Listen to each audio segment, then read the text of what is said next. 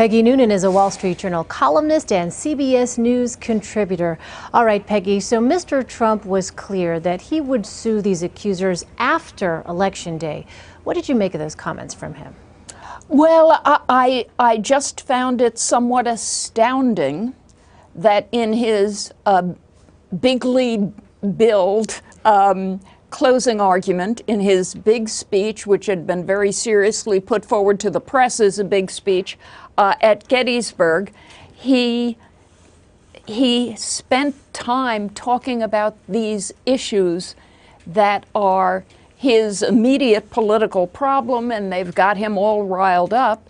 But I think he should not have been talking about those things, but about the larger issues that have to do with people on the ground in America and Trump voters and those considering voting for Trump.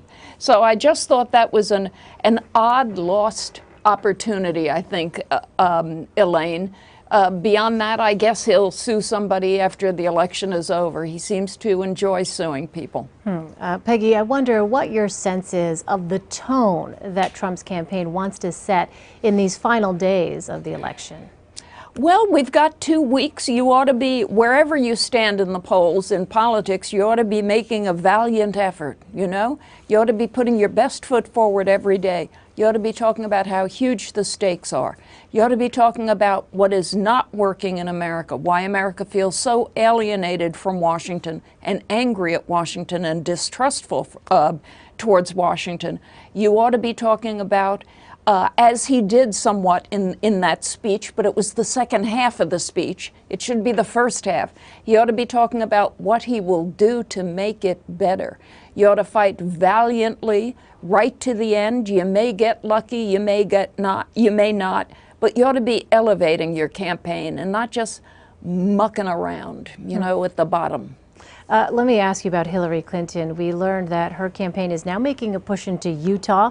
She had First Lady Michelle Obama campaign for her in Arizona last week. Yeah. And the campaign is also putting resources into Texas. What do you think that signals, Peggy? Yeah, and I think President Obama was just down in Florida. The Texas foray is interesting. That's almost a little bit trolling. It's almost a little bit taunting. And yet, the Texas polls, the latest one I saw was pretty close. I think it is our CBS Battleground one, 43-46 with Trump in the lead in Texas. But a Republican ought to have a more solid, more comfortable, be in a more solid, more comfortable position than that. So you know, with some spirit she's going down there. What I think mostly she's doing, people say she's trying to go for a mandate. Maybe she is. But I think she's paying attention to serious and important Senate races now. She's probably thinking that she's going to win. And if she wins, it would be a really nice thing for her if she had a slightly Democratic Senate and not a barely or slightly Republican Senate. So I think she may spend a bit of the next 2 weeks pushing on that, trying to get Democratic senators elected. That's a little bit, that wouldn't be a cost-free decision. She might make it look like she's being too partisan. And this is all about the Democratic Party, and the Democrats are going to take over now. It's going to be a Democratic sweep. As I read America, people don't necessarily want one party to sweep everything. So she could, I suppose, be overplaying her hand there. We'll see. Interesting, Peggy. On this notion of targeting the Senate, Hillary Clinton has long portrayed Donald Trump as an outlier, essentially, from the GOP. Now, though, she's trying to yoke Mr. Trump to the party and go after Republicans who back him.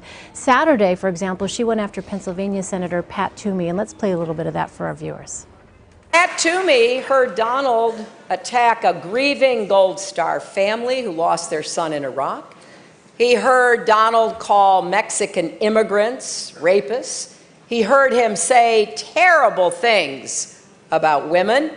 He heard him spread the lie that our first black president wasn't really born in America. Now, how much more does Pat Toomey need to hear? If he doesn't have the courage to stand up to Donald Trump after all this, then can you be sure he'll stand up for you when it counts against?